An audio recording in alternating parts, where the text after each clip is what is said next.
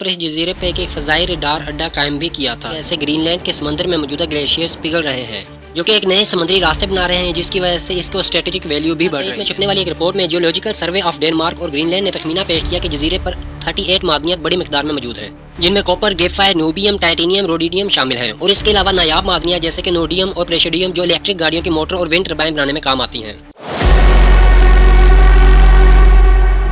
2019 میں صدر Trump green land کو پہلی بار خریدنے کا ارادہ ظاہر کرتے ہیں۔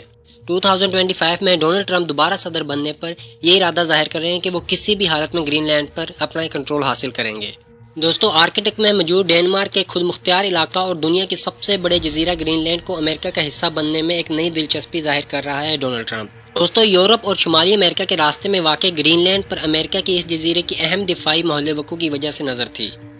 امریکہ نے کولڈ وار کے آغاز پر اس جزیرے پہ ایک فضائی ریڈار اڈا قائم بھی کیا تھا، جو اب خلا پر نظر رکھنے کے لیے اور اس کے علاوہ امریکہ کے انتہائی شمالی حصے پر ممکنہ بلاسٹک میزائلوں کے بارے میں بھی خبردار کرنے کے لیے استعمال کیا جاتا ہے۔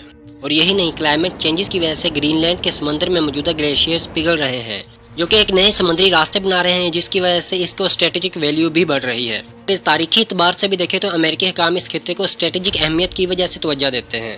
روس سے کولڈ وار کے دوران بھی اسے یورپ اور شمالی امریکہ کے سمندری تجارتی راستوں کو محفوظ بنانے کے لیے اہم سمجھا گیا ہے۔ امریکن فوج نے دہائیوں تک یہاں ایک اڈا بھی قائم رکھا جسے بیلسٹک میزائلوں پر نظر رکھنے کے لیے استعمال کیا جاتا تھا، لیکن 2023 میں چھپنے والی ایک رپورٹ میں جیولوجیکل سروے آف ڈینمارک اور گرین لینڈ نے تخمینہ پیش کیا کہ جزیرے پر 38 معدنیات بڑی مقدار میں موجود ہیں، جن میں کاپر، گریفائٹ، نوبیم، ٹائٹینیم، روڈیڈیم شامل ہیں، اور اس کے علاوہ نایاب معدنیات جیسے کہ نوڈیم اور پریشیڈیم جو الیکٹرک گاڑیوں کی موٹر اور ونڈ ٹربائن بنانے میں کام آتی ہیں۔ گرین لینڈ میں دنیا کے سب سے نایاب 25% حصہ معدنیات کا عالمی طور پر موجود ہو سکتا ہے۔ اگر یہ دعویٰ درست بھی ہے تو مقدار کے حساب سے یہ 15 لاکھ ٹن بنتا ہے، اور اسی کے ساتھ انرجی کی بدلتی ہوئی عالمی ضرورت کے بیچ نایاب معدنیات کا حصول اہم ہو چکا ہے، جبکہ انہیں موسمیاتی تبدیلی کا مقابلہ کرنے کے لیے بھی ضروری سمجھا جا رہا ہے۔ بڑی عالمی طاقتیں دنیا بھر میں ایسی معدنیات کی بڑی کانکنی کو کنٹرول حاصل کرنے کی کوشش کر رہے ہیں، اور ایسے میں بہت سے تنازعات بھی جنم لے رہے ہیں۔ چائنا اس وقت ان معدنیات کی مارکیٹ کا سب سے بڑا کھلاڑی ہے، جو 1/3 حصے پر کنٹرول رکھتا ہے۔ اسی وجہ سے چائنا کی پولیٹیکل اور اکنامیکل اثر و رسوخ میں بھی اضافہ ہو رہا ہے۔ گرین لینڈ میں اس وقت 2 کمپنیاں نایاب معدنیات پانے پر کام کر رہی ہیں، جن میں سے ایک کے پیچھے تو چائنا کی سرکاری کمپنی کی سرمایہ کاری ہے۔ دوستو، جانیں گے گرین لینڈ کیا ہے، اس کے انوائرمنٹ اور اس میں امریکن امپورٹنس کیوں دے رہا ہے، یہ سب جانیں گے آج کی ویڈیو میں، لیکن اس سے پہلے چینل کو سبسکرائب اور بیل آئیکن کی گھنٹی کو لازم پریس کیا کریں۔ دوستو، گرین لینڈ جو کہ اوشین اور آرکٹک کے درمیان واقع دنیا کا سب سے بڑا جزیرہ ہے، جو ڈینمارک کے دارالحکومت کوپن ہیگن کی نسبت نیو یارک سے زیادہ قریب ہے۔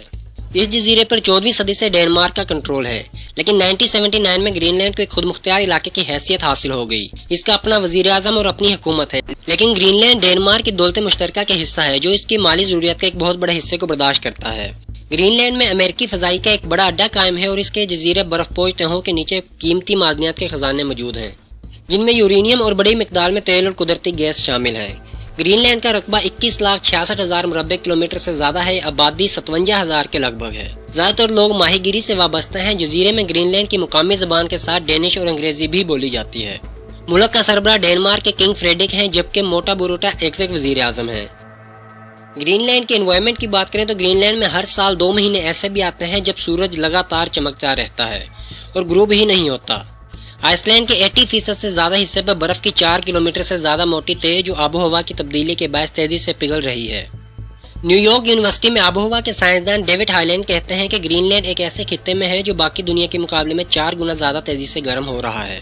جبکہ ان کا مزید کہنا ہے کہ گرین لینڈ میں صرف برف ہی نہیں پگھل رہی، بلکہ اس کا رنگ روپ بھی تبدیل ہو رہا ہے، اور وہ میلوں تک پھیلی ہوئی برف کی سفید چادر کے بجائے کہیں پر نیلے پانی کا رنگ اور کہیں سبز رنگ ہو رہا ہے۔ اس کا اثر دنیا بھر کے موسموں پر بھی پڑے گا، کیونکہ برف کی سفیدی سورج کی کرنوں کی روشنی اور حرارت کے پلٹ دیتی ہے، جبکہ نیلے اور سبز رنگ اسے جذب کر لیتے ہیں۔ جبکہ کیلیفورنیا کی یونیورسٹی میں آب و ہوا سے متعلق سائنسدان ایرک ریزوین کا کہنا ہے کہ گرین لینڈ کی برف پگھلنے سے پوری دنیا کے ساحلی علاقوں کی شکلیں تبدیل ہو جائیں گی، کیونکہ یہاں اتنی برف ہے جو دنیا بھر کے سمندروں کی سطح کو 24 فٹ تک بلند کر سکتی ہے۔ جبکہ کولوراڈو کی ایک نیشنل یونیورسٹی میں بھی ان کا کہنا ہے کہ موجودہ صدی میں گرین لینڈ توجہ کا اہم مرکز رہے گا، کیونکہ وہاں پگھلنے والی برف کا اثر سمندروں کی سطح پر پڑے گا۔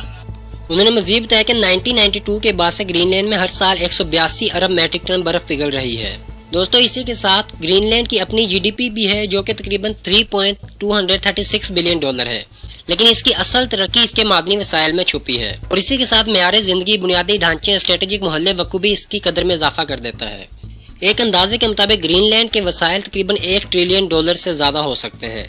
अब इसकी अगर अमेरिका की अहमियत की बात करें तो ग्रीनलैंड का वसी व अर्ज़ जजीरा अमेरिका, रूस और यूरोप के दरमियान आर्कटिक दायरे में फैला हुआ है, जो इस इलाके की स्ट्रेटेजिक अहमियत को बढ़ा देता है। अमेरिका और कई दूसरे मुल्क 150 साल से ज़्यादा अरसे से इस पर नजरें जमाए हैं।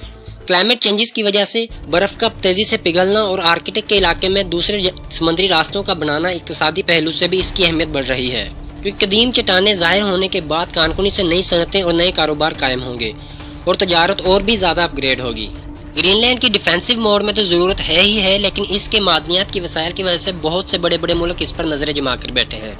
वहीं पर अमेरिका भी खुलकर सामने आ रहा है कि हमें ग्रीनलैंड या तो खरीदना है या इस पर कंट्रोल मुकम्मल चाहिए, क्योंकि इस वक्त जो मौजूदा अमेरिका की इकोनॉमिक है वो भी इस वक्त बहुत ज़्यादा स्ट्रगल में है। दोस्तों आपको क्या लगता है कि आने वाले वक्तों में अमेरिका इस पर कब्जा कर लेगा या इसी की वजह से कोई एक आलमी जंग छिड़ जाएगी? कमेंट बॉक्स में ज़रूर बताएं। दोस्तों इसकी सबसे बड़ी वजह है अमेरिका की इकोनॉमिक इस वक्त कोलैप्स कर रही है, क्योंकि उसे बहुत से स्ट्रगल फेस करने पड़ रहे हैं, बिल्कुल उसी तरह जैसे कि डीप सीक ने आकर चैट जीपीटी और बहुत सी अमेरिकन कंपनी को टफ टाइम दिया है। आप इस वीडियो में देख सकते हैं। आपको वीडियो कैसी लगी कमेंट बॉक्स में ज़रूर बताएं। आपसे मुलाकात होगी कैसी ही नई वीडियो में, तब तक के लिए गुड बाय।